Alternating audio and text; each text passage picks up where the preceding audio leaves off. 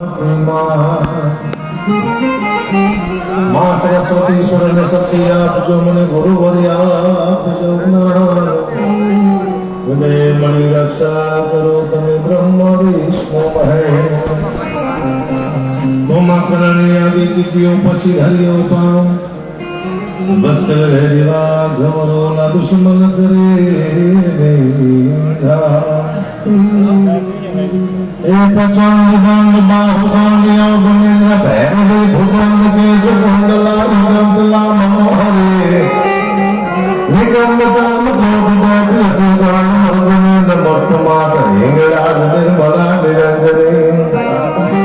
एक सेने आसन सावधान संसरे बुधान घोट कप्रधान करदलन महेश्वरे विष्णु कुंभ भक्त बीज दैत तेज गर्जने नमस्तमात हिंगराज निर्मला निरंजने जवाहरत मेल के सम्मगन मोलने ज्ञान जाल चंद्र के तो पुष्पमाल लेखले चंद्रमूर्त कुंजनी सुनंद बिंद वासने नमस्तमात हिंगराज निर्मला निरंजने नमस्तमात हिंगराज निर्मला निरंजने फरियाद गामना आंगणे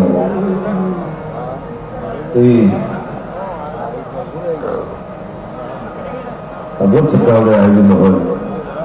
कमाए हूँ તમે બધા ભેગા મળ્યા હોય વા ભરત બાપુની હાજરી હોય જગતચંદ્ર બાપુ જોશી જે આપણને 4 દિવસથી કથા સંભળાવે છે એની પણ હાજરી છે એનો આખો સ્ટાફ પણ હાજર છે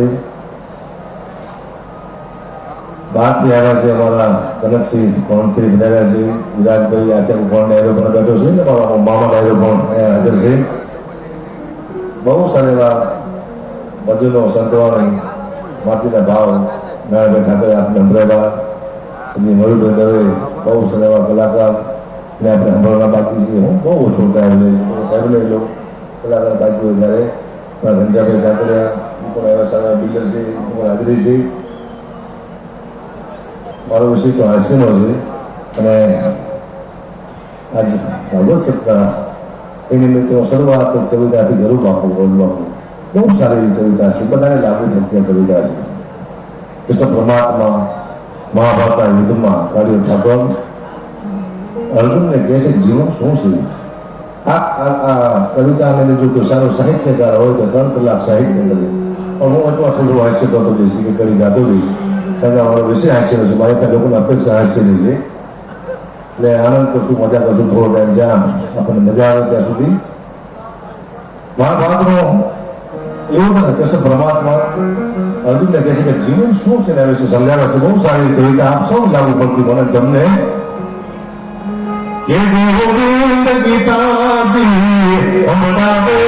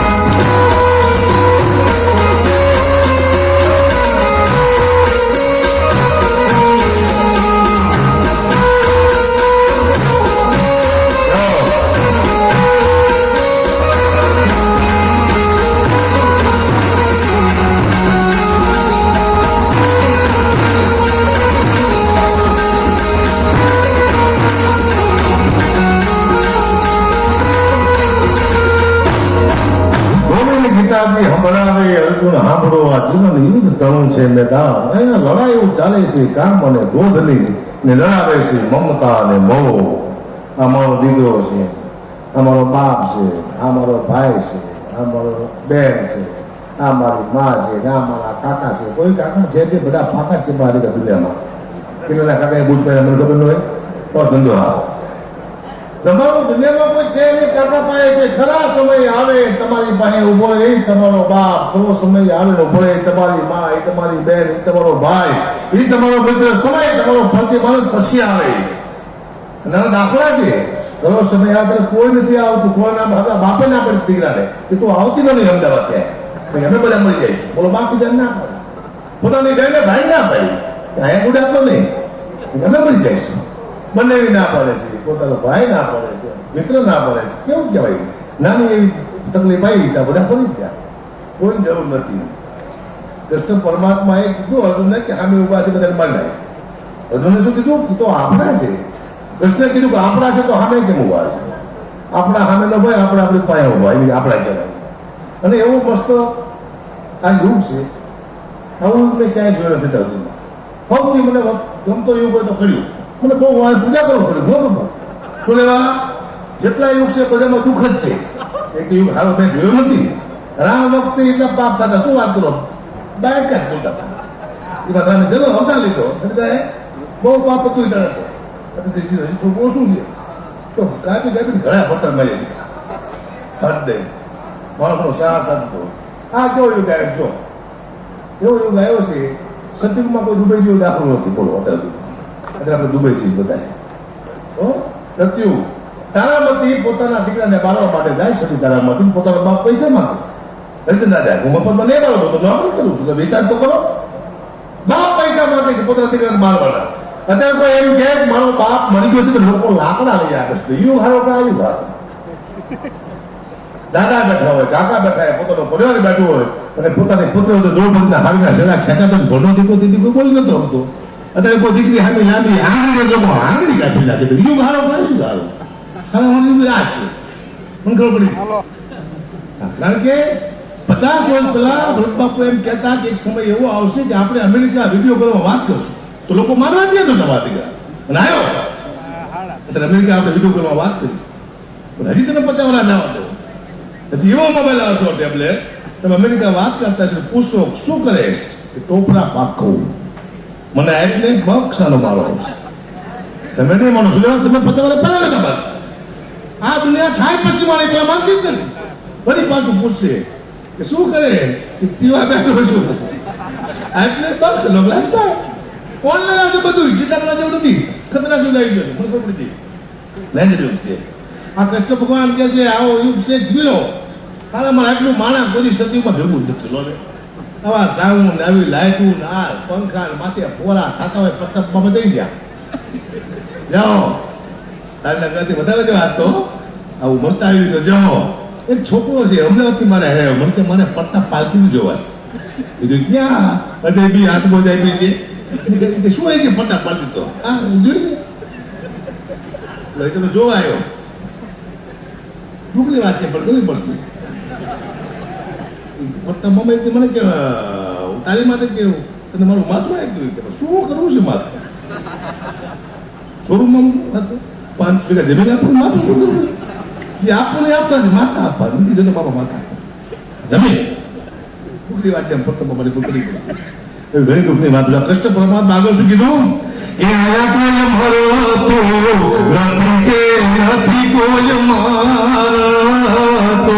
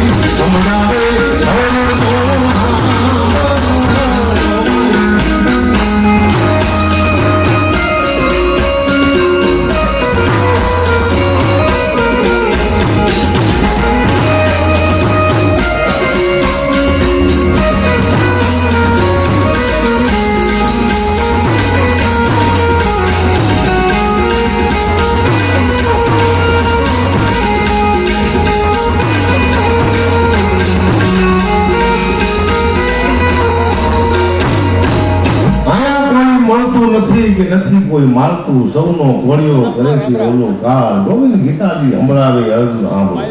મને કહેતા હતા ભાઈ કે તમારો સમય અત્યારે સારો ચાલે છે તમારા બાળકો માટે એટલું ભેગું કરી જાઓ તમારા પરિવાર માટે કોઈની પાસે લાંબો હાથ ન કરો બધું નહીં કરવું કરી શકતે કાં તું ગયા જન્મમાં મારો એક પરિવાર હતો એની વાંહે મેં ઘણું વીકવું છે હું મળી પછી બહુ રોયો હોય છે મને યાદ જ નથી આ બીજો પરિવાર હું ઘણું બધું મૂકીને જઈશ મારી વાંહે મારો પરિવાર બહુ રોય છે મને યાદ નહીં હોય પછી બીજો પરિવાર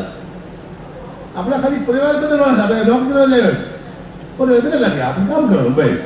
કોઈ શું છે કે જય સીતારામ 500 કરોડ રૂપિયા ભેગા કરીને જો આપણે મરી જ જવું છે તો શું લેવા કરવાનું હું કહું કદાચ હું 10 કંપની બનાવું 10 કંપની મોટી એટલે એને તો મને મરી જ જવું છે આ માથા પર હું શું લેવા કરું અને છોકરા હારા હોય તો કમાવાની જરૂર છે જ નહીં એની રીતે ભેગું કરી જાય છે અને ખરાબ હોય તો કમાવાની જરૂર છે માં દીકરા આપણે પૂરું કરી નાખવું કમાવાની જરૂર કે બધું છે જ નહીં હારા હોય તો ન કમાવાની જરૂર ખરાબ હોય તો કમાવાની જરૂર નથી પણ હવે શું એક લાલચ જાગી છે આ તમે સાંભળો છો ઘરે તો સાંભળતું નથી કઈ દુઃખની વાત છે ઘરે જો ગાતો ગાડું પડે છે બહાર જઈને ગાઓ હા એ શું વાંધો